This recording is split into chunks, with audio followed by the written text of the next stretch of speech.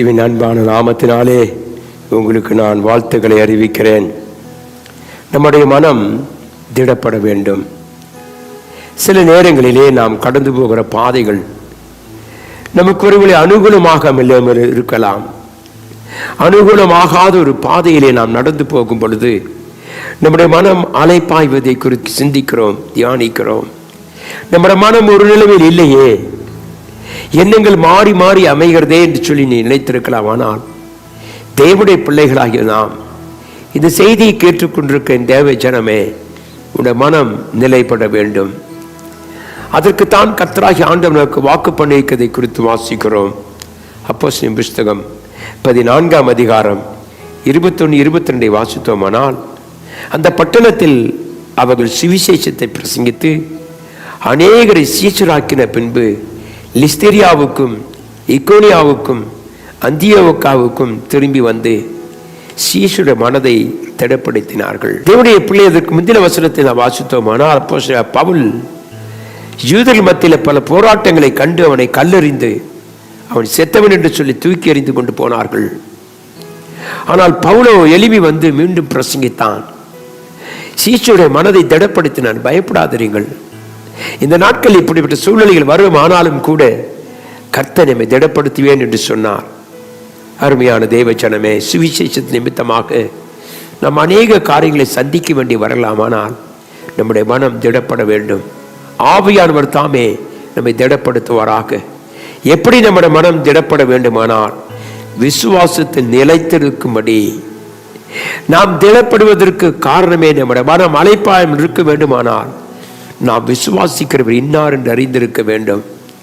நம் விசுவாசம் செத்ததல்ல, நம்முடைய விசுவாசம் உயிர்ப்பித்தது. கர்த்தர் சொல்லுகிறார், நான் உயிர்த்தெழுந்தேன்.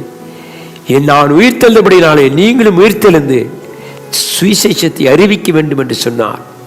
பாவத்திலும் அநியாயத்தில் மரித்திருந்த நம்மை தேவனுடைய ஆவியானவர் உயிர்ப்பித்து நம்மை திடப்படுத்தி சத்தியத்தை அறிவிக்க கர்த்தர் நம்மை தெரிந்து கொண்டார். தேவனுடைய பிள்ளையே, உன் மனம் விசுவாசத்தினாலே நிலைத்திருக்க வேண்டும். விசுவாசம் என்பது காணாத ஒன்று, ஆனால் அது கிரியை செய்யும். அந்த விசுவாசத்திலே நாம் நிலைத்திருந்து நாம் அநேகருக்கு புத்தி சொல்லி நாம் உபத்திரங்கள் வழியாகத்தான் நாம் பரலோகம் செல்ல வேண்டும் என்பதை அவளுக்கு நாம் நினைவூட்ட வேண்டும்.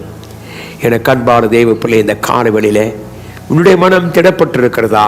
இந்த நாட்களில் நாம் நம்முடைய வார்த்தைகளை கேட்பதை காட்டிலும், மனுஷனுடைய வார்த்தைகளை கேட்டு நாம் இருப்பதை காட்டிலும் தேவ வார்த்தைகளை கேட்போம். அந்த வார்த்தை உன்னை நிலைப்படுத்தும், உன்னுடைய மனதை திடப்படுத்தும், சோர்ந்து போன உள்ளங்களை தூக்கி நிறுத்தும் என்று வேதம் சொல்லுகிறது. எனக்கு அன்பான தேவ பிள்ளை, இந்த காலவெளியில உன்னை திடப்படுத்துகிற தேவன் ஒருவர் உண்டு என்பதை மறந்துவிடக் கூடாது. ஏனென்றால் நாம் இந்த உலகத்தை விட்டு போவதற்கு முன்பாக பல உபத்திரவங்களை சந்தித்துத்தான் போக வேண்டும்.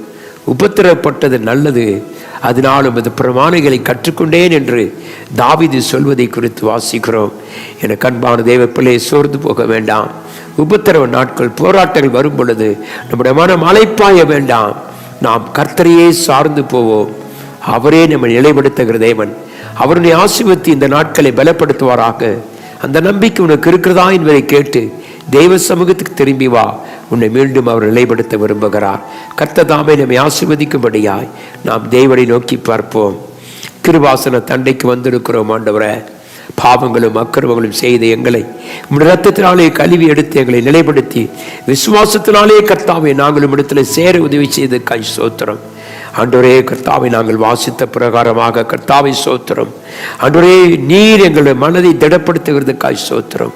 உம்முடைய ஆவியானவர் கர்த்தாவை எங்களை திடப்படுத்துகிறதுக்காய் உமக்கு நன்றி.